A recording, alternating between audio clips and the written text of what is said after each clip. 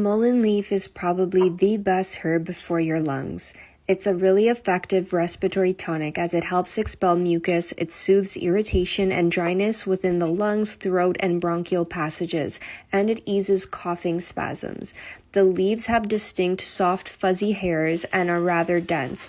It's really helpful in calming asthma and ideal for smokers or anyone with a chronic cough. I highly recommend giving it a try. Steep it and consume as a herbal tea.